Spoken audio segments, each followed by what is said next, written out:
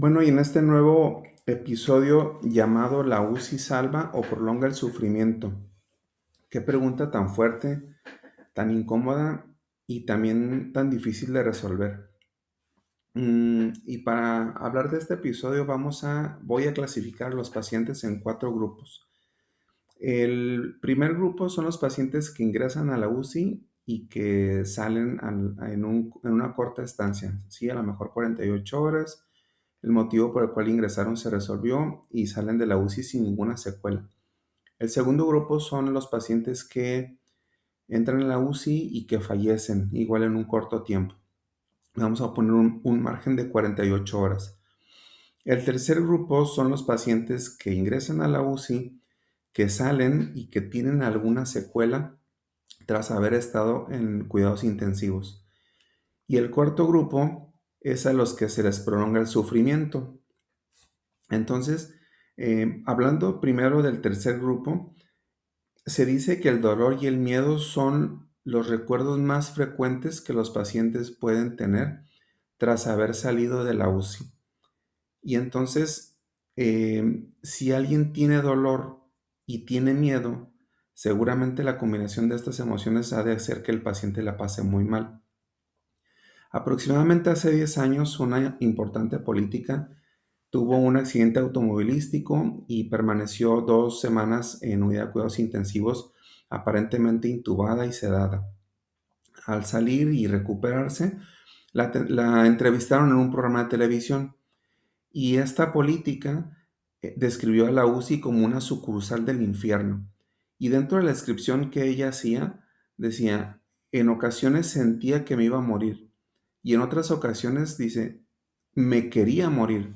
O sea, imagínense qué fuerte ha de ser, qué importante ha de ser el dolor, el miedo, el estrés para que alguien pueda pensar, me quiero morir. O sea, que tiene que estar sintiendo, qué tiene que estar pasando para que alguien pudiera llegar a pensar algo así.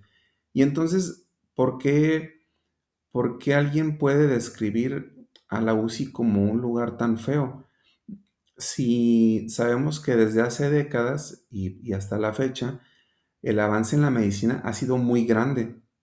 Ha habido descubrimientos, ha habido el avance de la tecnología, hay monitores más sofisticados, hay nuevos tratamientos, nuevas terapias de soporte de órganos. Y si lo comparamos con lo que sucedía hace décadas, es muy probable que si pudiéramos evaluar al mismo paciente de hace décadas al de ahora, el paciente de hace décadas hubiera muerto, ¿no? Y entonces ahora, con el avance que estoy hablando, pues los pacientes pueden permanecer vivos. Pero entonces, si se busca que la unidad de cuidados intensivos haga esta recuperación de la enfermedad de una manera, pues, profesional, ¿por qué alguien puede llamarle la sucursal del infierno a la UCI? Y esto nos lleva a replantearnos diferentes preguntas. ¿Qué estamos haciendo mal o qué no estamos haciendo bien? ¿O qué es lo que se debe de cambiar para que un paciente pueda tener una percepción diferente? Entonces, también nos lleva a pensar que si la UCI puede ser el lado oscuro de la medicina moderna, ¿no? ¿Por qué? Pues porque entonces ahí en la UCI tenemos que a los pacientes de repente los tenemos dependiendo de un soporte, dependiendo de una máquina. Y entonces esto se pudiera pensar como si los pacientes perdieran este lado humano y entonces estamos hablando de máquinas, ¿sí? Y entonces ahí es cuando un paciente tiene un respirador artificial, tiene una máquina que lo dializa, pero pues entonces, ¿estamos tratando pacientes o estamos tratando máquinas, ¿no? Y de un tiempo para acá salió un proyecto que justamente el objetivo es humanizar los cuidados intensivos. Se llama Proyecto UCI, UCI con H. Y entonces, este proyecto que está muy dirigido para la unidad de cuidados intensivos, a mí me lleva a pensar en la razón de por qué solamente se hace en cuidados intensivos, por qué no existe un proyecto de humanización para hospitalización. de humanización en quirófano, en recuperación. Yo pienso que es porque hay dos condiciones que tiene la UCI. Una es la vulnerabilidad de los pacientes y otro es el estado crítico. Y entonces estos dos escenarios, al tenerlos en largos periodos, pues justamente hace que cobre más importancia un proyecto de humanización en la unidad de cuidados intensivos. Pero bueno, entonces ese es el tercer grupo de los cuales estoy hablando, de aquellos pacientes que salen de la UCI y que tienen alguna secuela. Ahora, el cuarto grupo que mencionaba hace rato es los pacientes a los cuales se prolonga el sufrimiento. Y aquí quiero hacer una pausa y un énfasis para decir que me atrevo a generalizar y asegurar que ningún profesional de la salud se despierta un día pensando en que va a prolongar el sufrimiento de un paciente. Jamás alguien va a pensar algo así ni va a desear algo así. Pero entonces, em, ¿qué es prolongar el sufrimiento? O sea, ¿cuáles son estos pacientes a los que me refiero con los que se les prolonga el sufrimiento? Bueno, entonces tendremos que hablar de a quiénes les vamos a limitar el soporte de vida. Y entonces, para limitar el soporte de vida, vamos a tener tres escenarios. Los pacientes a los cuales no se les va a iniciar nuevos soportes, los pacientes a los cuales no se les van a incrementar los soportes y un tercer escenario a los cuales se les va a retirar este soporte establecido en los pacientes. Y entonces, hablando de los dos primeros escenarios, vamos a tener tal vez a un paciente que en una decisión con la familia, con el equipo médico y tal vez hasta con el mismo paciente, se decide que no, que en una falla respiratoria no se va a iniciar ventilación mecánica. Entonces eso es no iniciar un soporte. Este mismo ejemplo lo vamos a tener para cuando no vamos a incrementar el soporte.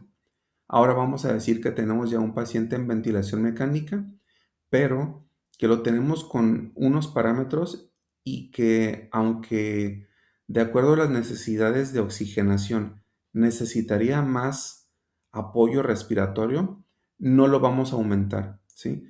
Porque entonces ya estamos en un escenario en el cual estamos limitando el soporte de vida.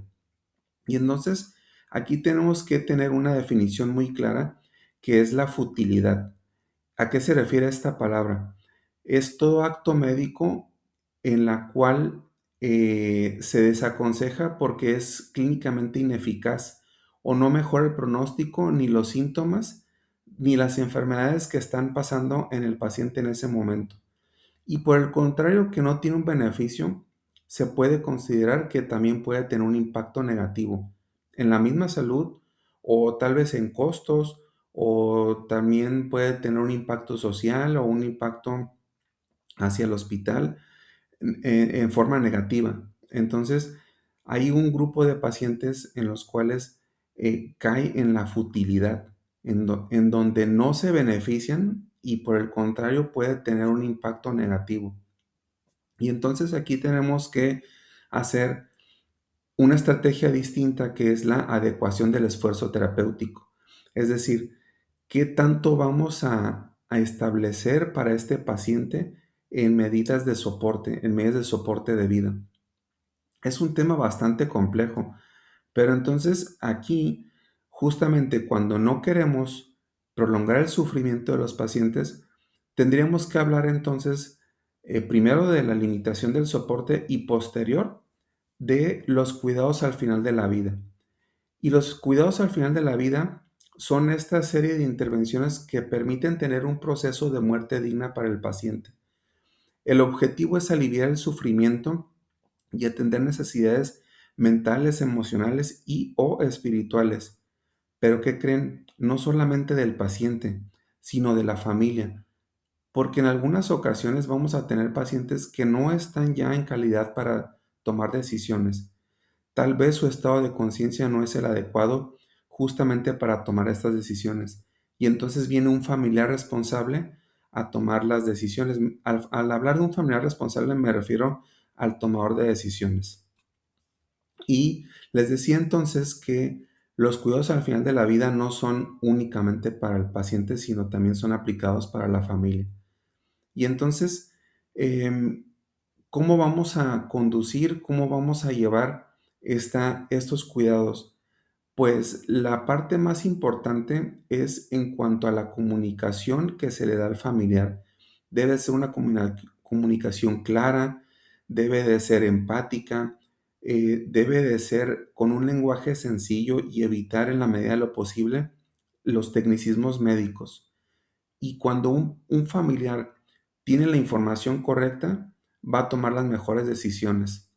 Recientemente les platico la historia de una paciente que tuve en hospitalización, una paciente con una enfermedad crónica terminal y que se sabía que por más que se le hiciera, pues esta enfermedad crónica ya no iba a tener solución. Esta paciente cayó en una insuficiencia respiratoria e iba a necesitar ventilación mecánica.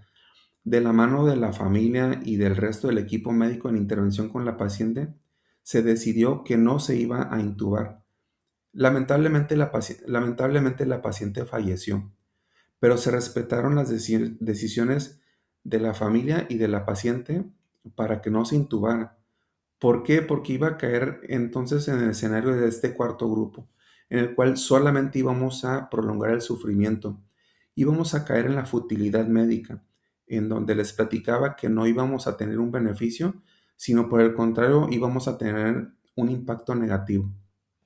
Y bueno, pues este episodio lo quiero cerrar con una frase que dice: la terapia intensiva debe de generar sobrevivientes, no víctimas, porque justamente lo que queremos hacer es cuidar y cuidar a los pacientes desde una manera humanizada, y esto se debe extender también hacia los familiares. Entonces, con esto cierro el episodio. Les agradezco que me hayan seguido hasta aquí.